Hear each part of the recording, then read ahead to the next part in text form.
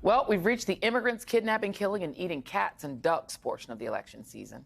A story so absurd that it naturally thrives in the dark recesses of the internet.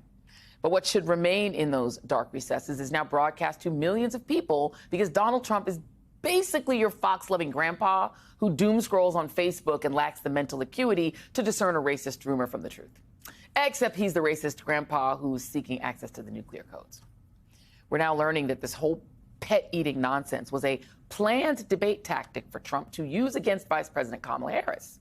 Mark Caputo reported for The Bulwark that, quote, if the moderators hit him for spreading a baseless urban legend about Haitian immigrants eating cats in the small city of Springfield, Ohio, the ex-president was supposed to execute a classic rope-a-dope strategy.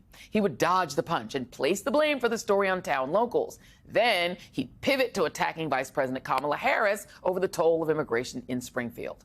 Instead, as we all saw, Trump wasn't able to execute the tactic because he, like the proverbial Facebook grandpa, got weighed down by the weird conspiracy part. A campaign insider told Caputo that Trump was supposed to make Harris own the Biden record. Instead, the whole Republican Party now owns one of the most racist conspiracy theories in modern history, one that is so gross. Marjorie Taylor Greene thinks it's too extreme. Back with me, Claire McCaskill, Jason Johnson, Mark Leibovich. Mark, a two-part question for you. Part one, Donald Trump is sort of running against the standard Republican Party. So the Karl Roves of the world, he can say, see, they're rhinos, right? So that kind of probably helps him when they say he's trash. But now Marjorie Taylor Greene is saying his new thing is trash. She's a QAnon.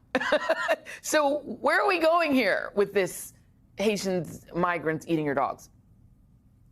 Yeah, I mean, look, he has been perfectly comfortable with alienating what used to be the Republican base. I mean, he has, I guess, been effective in that regard.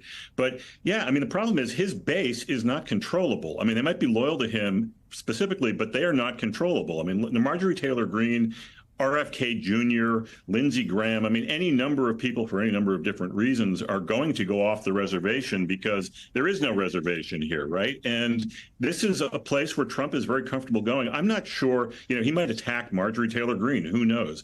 But I mean, I do think, I guess sort of to back up a little bit, I do think that it is meaningful when the Alberto Gonzaleses and the Liz Cheneys and the Dick Cheneys of the world come out against him, not because anyone's surprised by it necessarily, but because tens of millions of people voted for George W. Bush and Dick Cheney, and many of them are still alive. Many of them are still Republicans, and many of them are looking for reasons to support the Republican ticket, which is why I think it would be really powerful if George W. Bush actually said something. But I do think that this is significant. It's meaningful. And I think, the base, might support Trump still, but it's not cohesive necessarily, and that could be a problem.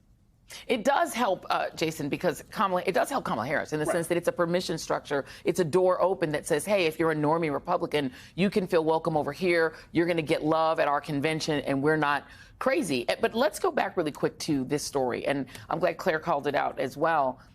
They're doing a thing that is so outre and weird. Yeah.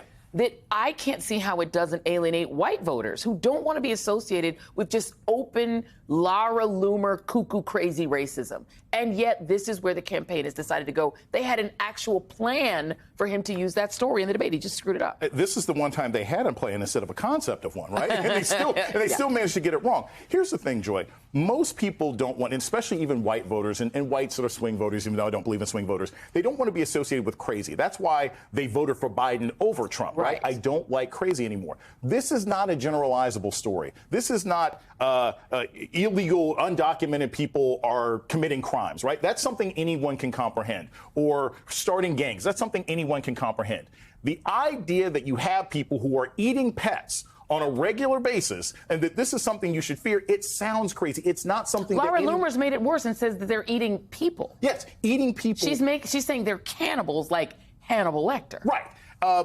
Stealing ducks from the park. And here's the thing. It's that meme where it says the worst person you know made a good point. When Marjorie Taylor Greene is saying, hey, I think this is a little too much, that's the kind of thing that makes more and more white Americans say, hey, I don't want to do this. But here's the other thing, Joe, I think is key about Republicans. I want to make this clear because we're not going to memory hole this, right? Alberto Gonzalez, these were terrible people. These people who were working with Bush were terrible people. They justified torture. They lied about a war. Yeah. The idea that those people who did everything they could to open the pathway way to somebody like Trump, have now recognized that the Frankenstein monster they created might destroy what's left of this country, is not something that the Democrats should cheer about, because these people aren't great, but it is a sign that even the darkest depths of American society are saying, okay, this is now too far. I will put Gonzalez in the same category. Dick Cheney, these people in the same category as Marjorie Taylor Greene of enough is enough. Absolutely.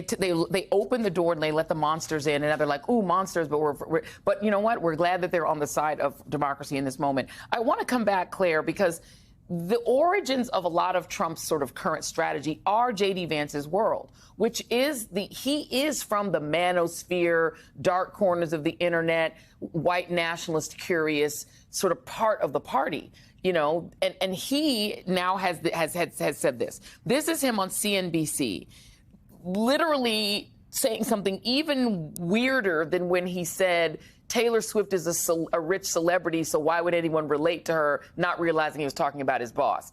But here he is talking about prosperity and migration. Take a listen. If the path to prosperity was flooding your nation with low-wage immigrants, then Springfield, Ohio would be the most prosperous country and the most prosperous city in the world. America would be the most prosperous country in the world. While we've had this massive influx of illegal labor, what's happened? We've had skyrocketing inflation, lower take-home pay, Americans more dissatisfied with the direction of the country and the economy than they've been in a generation. This is not the path to prosperity, no matter how much a Wall Street bank says that it is.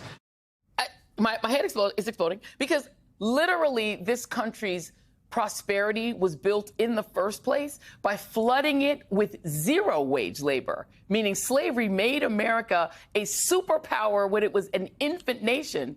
And currently, with all of the immigrants and all of the migrants who come here, we literally have the world's highest GDP. This is literally the most prosperous country on earth.